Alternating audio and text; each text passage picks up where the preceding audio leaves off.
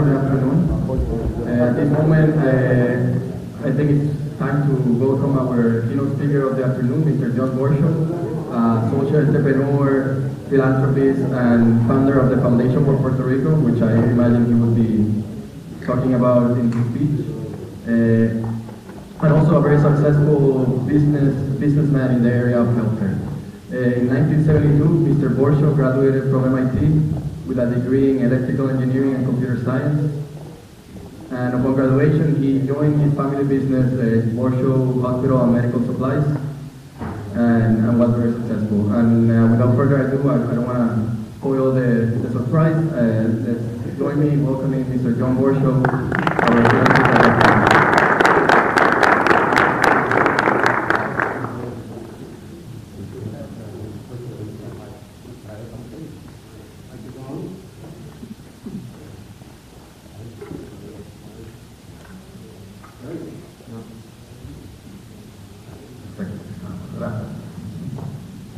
How are you? Thank you. Okay.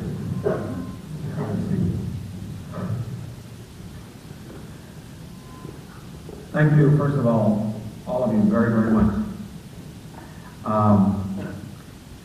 Thank you for being here. Thank you for taking the time out of your Saturday to come here.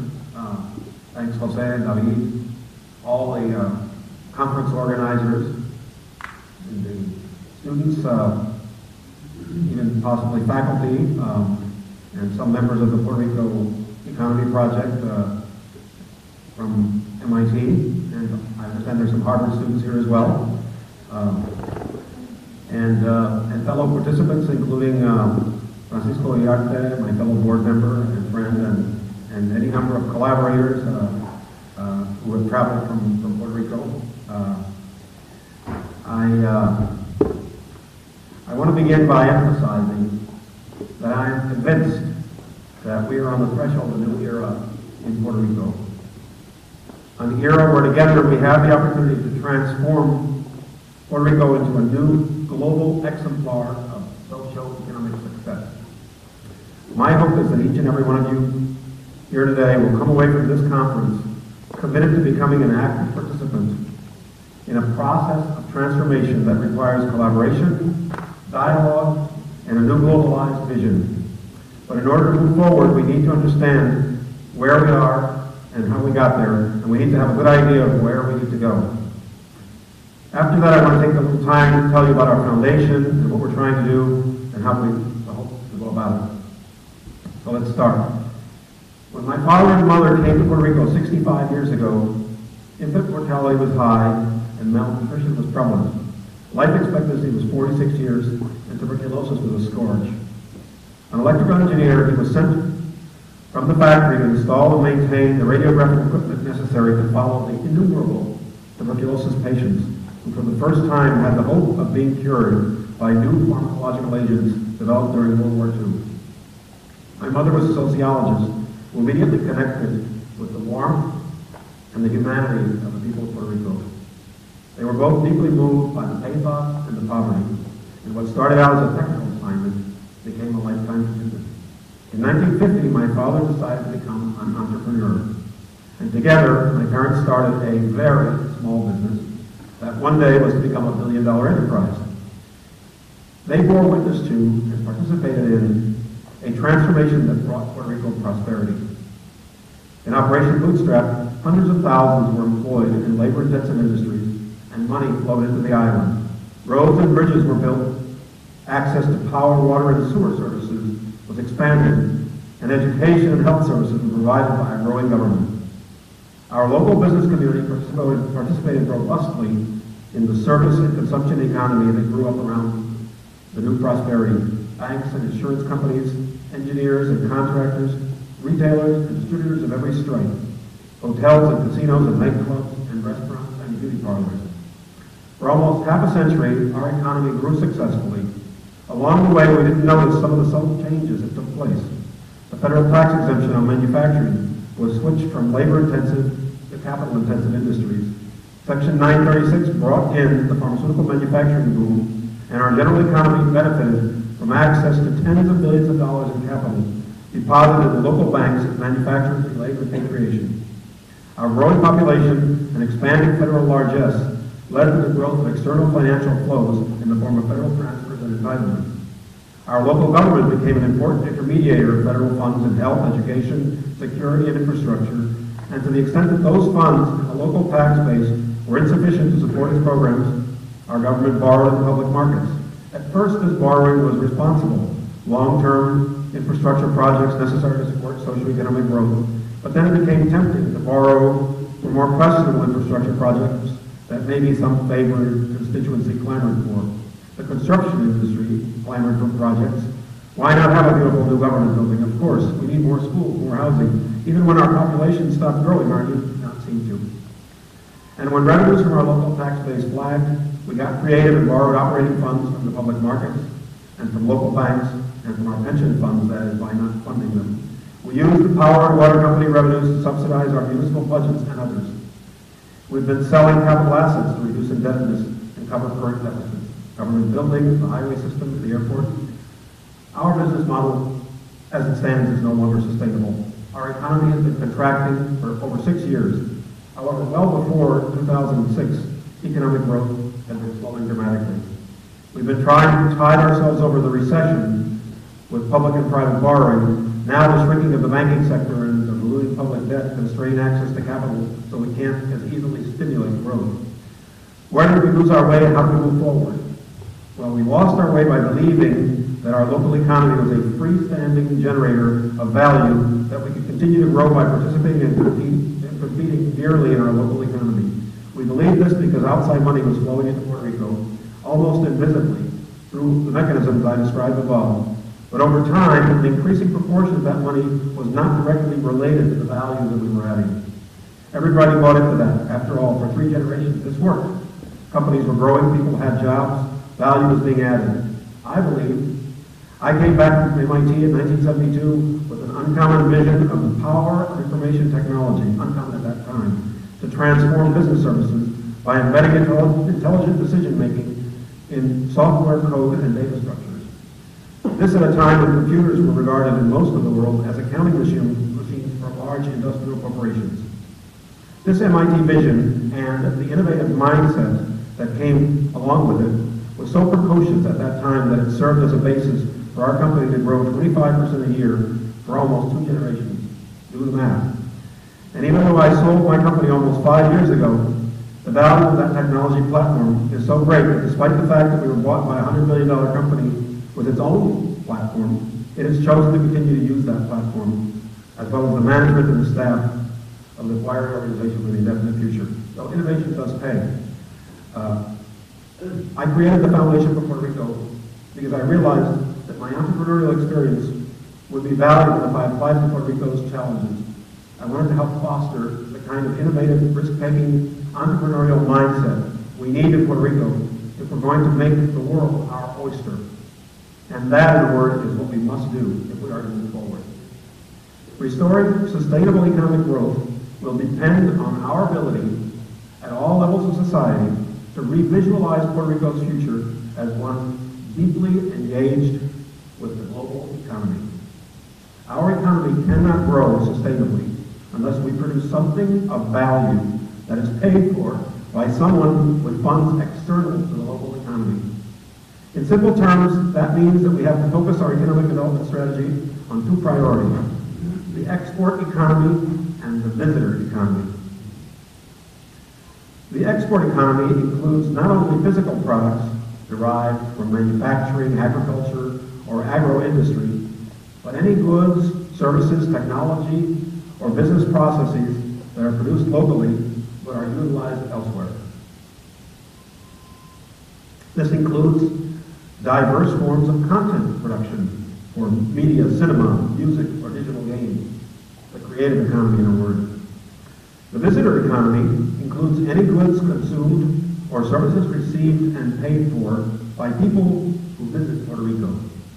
It includes tourism in a variety of categories beyond recreational, medical, educational, business meetings, cultural and performing arts, agricultural, ecological, sports, even religious missions. It includes people who come to Puerto Rico to study, to retire, or as Gaby Hernandez suggested, to invest and work in. Locally sited enterprises that participate in the global economy. There are many strong local enterprises that have the potential to participate in an export and visitor-oriented economy, but they just haven't seen it as a priority. Like Puerto Rico society as a whole, they and we have focused on the local consumption and services economy for so long that maybe we're too comfortable or too scared to move our efforts offshore. So we don't really visualize ourselves as part of the global economy. Our small businesses are providing only very local services, and our larger businesses are more experienced in importing, not exporting goods and services. For too long, exporting is something that we've delegated to the U.S. manufacturers.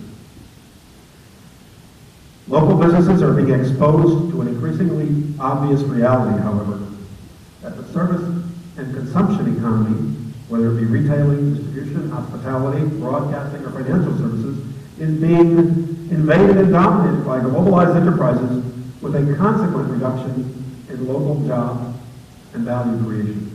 Now, these global enterprises may increase variety or lower cost to consumers, but they do not typically create local jobs or increase our capability to participate in the global economy.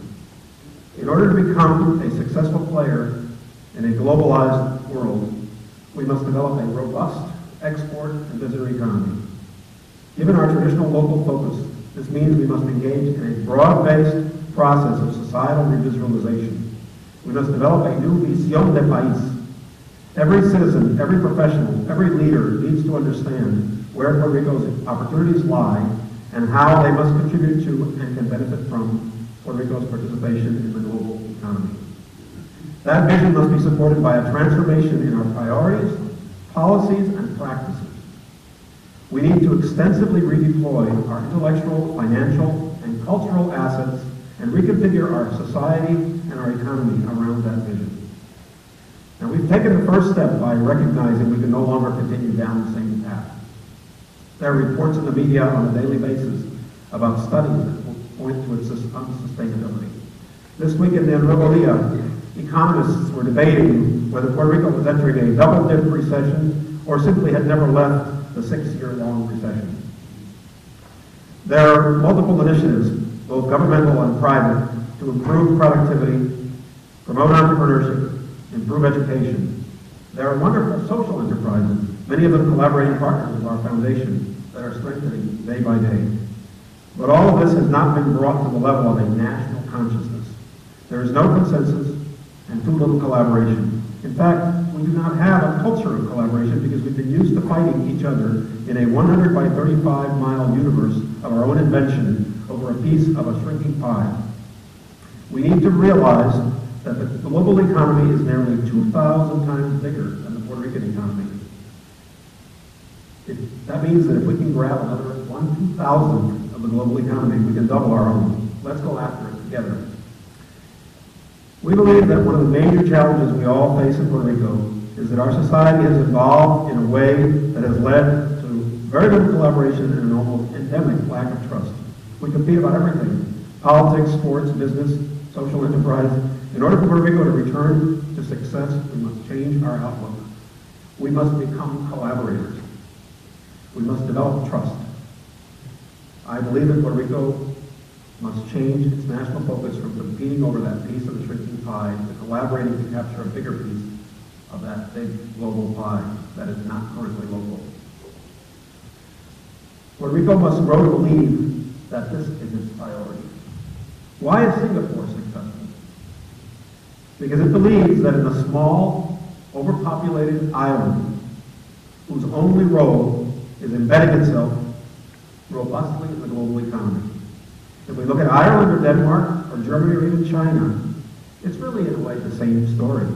They're all understanding that the global economy is where we need to go. The only other country without oil wells that I can think of, other than Puerto Rico, that still wants to believe that its local economy is self-sustaining is maybe Greece.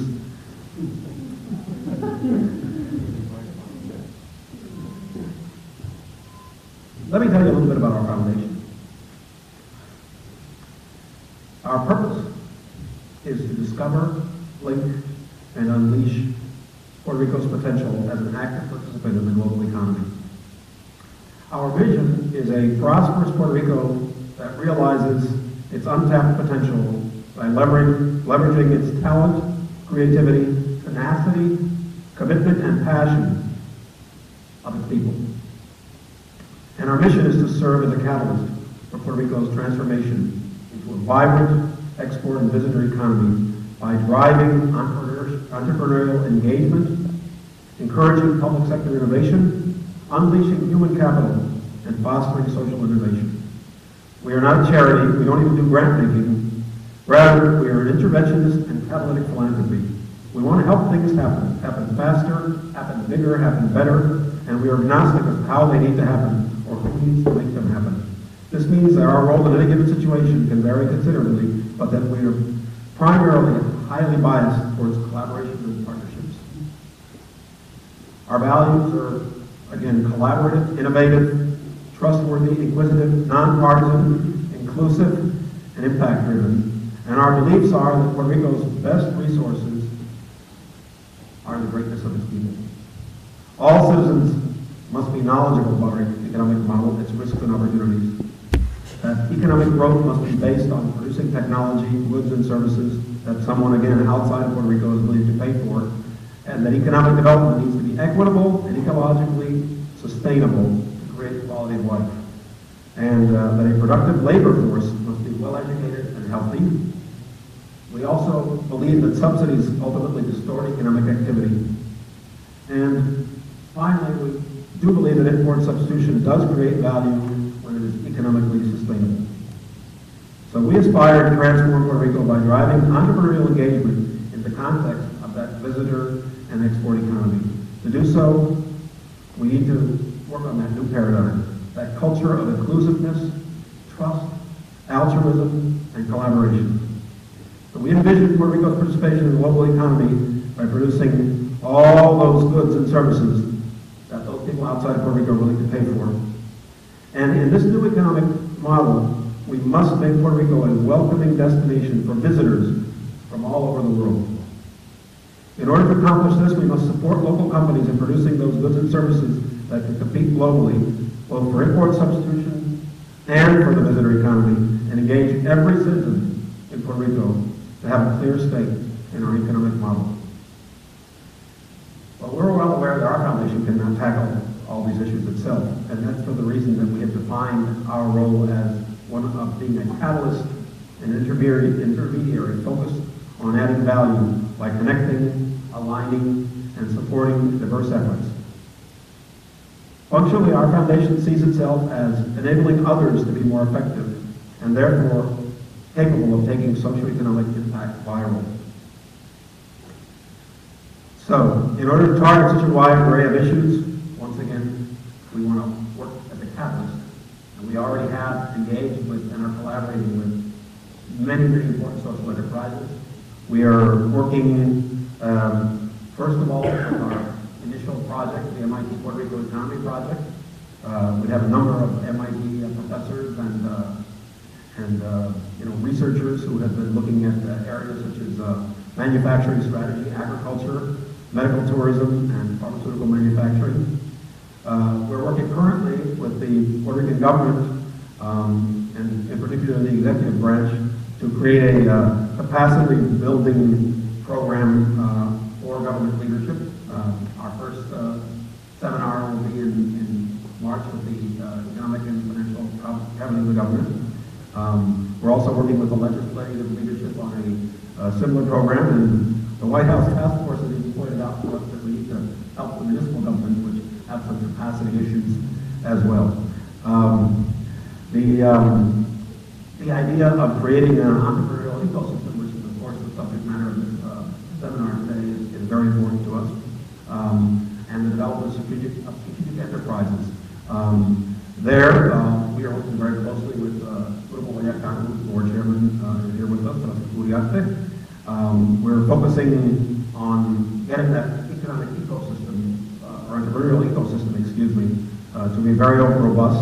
We're looking at the cluster and regional development capabilities we have here in Puerto Rico, and we're staying focused on the sustainable economic growth and and job creation issue at all times. And we're working with the Corporación de Comercio y Exportación, the Puerto Rico Trade, an export corporation, to increase its capacity to promote exports as well. We're also in some very advanced conversations, really beyond conversations. We have some legislation that is just about completed that is going to actually create some education fellowships that our foundation is going to be working with the government, basically joint contribution to bring academics and to bring government leaders and administrative personnel up here to MIT and to Harvard and other institutions to gain more perspective so that they can bring that back and use that in a variety of ways. So, we're hoping that will be very powerful in social sciences, and in the area of science and technology, we're working with Georgia Tech as well to help advance R&D commercialization, our R&D and commercialization. We're looking very much at strategic tourism, and in particular, we're looking at medical tourism, where the government has just named as one of its 5 major initiatives the development of medical tourism in Puerto Rico. We believe that medical tourism will represent a potential of on the order of $500 million for Puerto Rico. And it's very significant that you should know that in the area of medical tourism, the healthcare industry is one of the few industries that has not really been taken over by outside capital. It's really one of the few industries that is almost entirely native, and they're very well aligned. Hospital Association is very well organized. So we really think this thing has a great shot of making some real headway. But we need to move quickly on that. We have some other areas that we're working with. We're looking at the MIT Harvard Consensus Building Institute, and we're working with one of our board members to see how we can deal with energy strategy and consensus building. We do have some issues with energy in Puerto Rico. There's a lot of stuff going on. These are some of the projects that we have underway. We have a lot of other ideas. But fundamentally, what I wanted to say to all of you is that you who are here are a very important part of the solution to the future of Puerto Rico. You who are here as entrepreneurs, as participants in these initiatives, even joining future governments, in whatever dimension you come to Puerto Rico, this generation, our youth, is what's going to really transform Puerto Rico. But I'm completely and totally convinced that this is our moment. This is our moment when we're really going to see Puerto Rico rise up and soar. Never mind the recession. This is our moment. We can do it. All we have to do is work together, collaborate, trust each other, and we have within our power all what we need to be tremendously successful. So I want to thank you very much, and I want to offer myself up for any questions that you may have.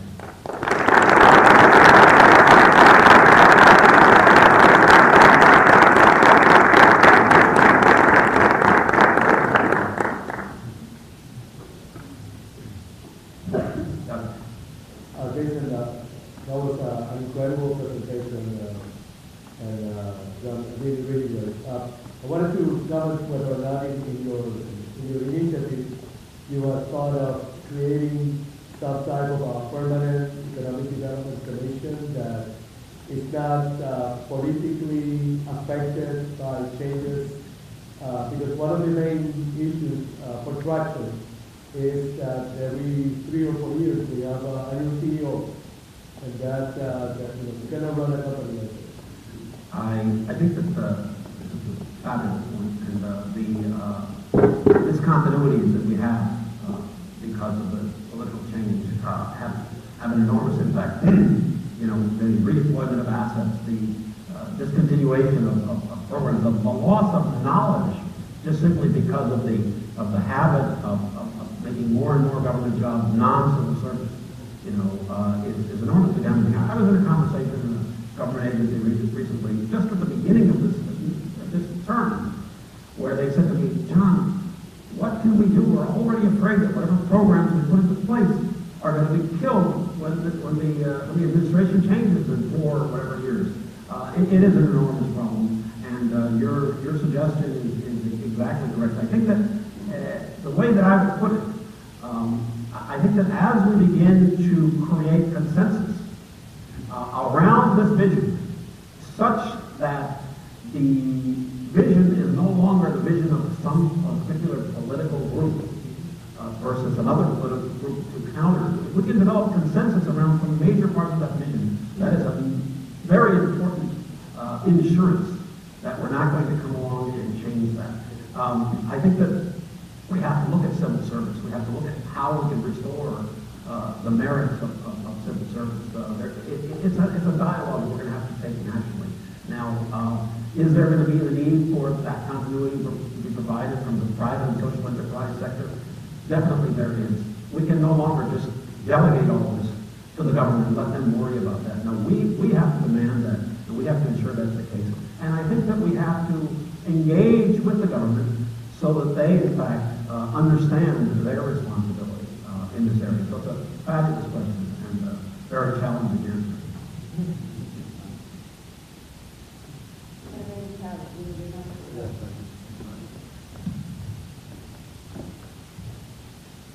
Hi, John. This is Christine Nieves. It's wonderful to finally put a face to a name.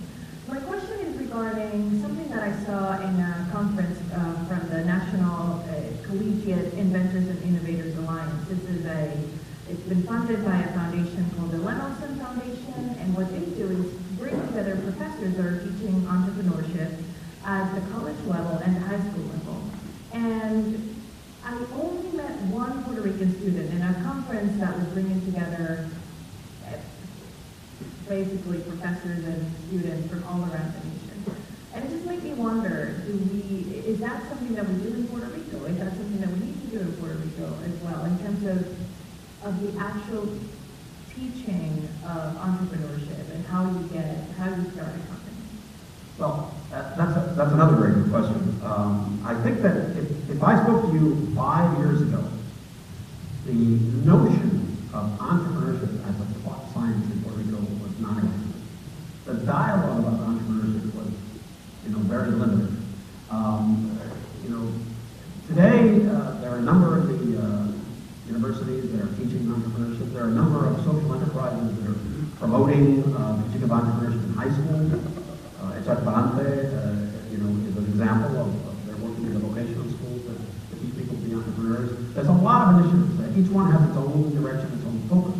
I think that the challenge is that we need to take that change and amplify it around how the linkages need to be created. In other words, in Puerto Rico, sometimes when we talk about teaching people, especially like small enterprises, we teach people to be micro-entrepreneurs because we can no longer assume they're going to go work for the government or for a factory, right? That was why we got into entrepreneurship.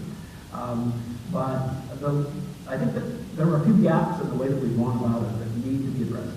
And that is that we don't link these entrepreneurs to something that is part of this future productive economy. The entrepreneurs tend to be microcosms of local service and consumption economy. And to that extent, probably are not going to be as effective in creating opportunities. Now, you give me an entree to something I just wanted to emphasize. I think the export economy is going to be, Puerto Rico is going to be an enormous source of growth. But the visitor economy, in a way, especially the parts that relate to the various forms of tourism, I'm attracted to them because they can happen fairly quickly. And because if we design them correctly, they can provide a more broad-based opportunity for people in Puerto Rico who don't happen to be knowledge economy performers or experts, that might be useful in the export economy, to have direct employment opportunities or even entrepreneurship opportunities. In other words, in an example,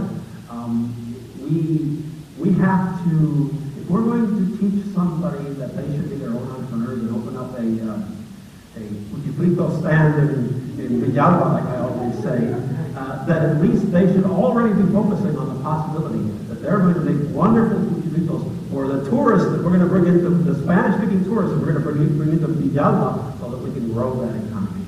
But I don't know if I've answered your question.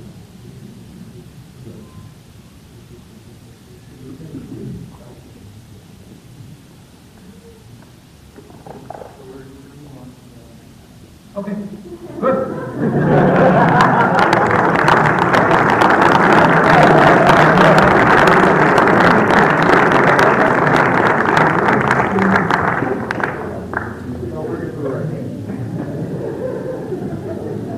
Thank you very much. Gracias.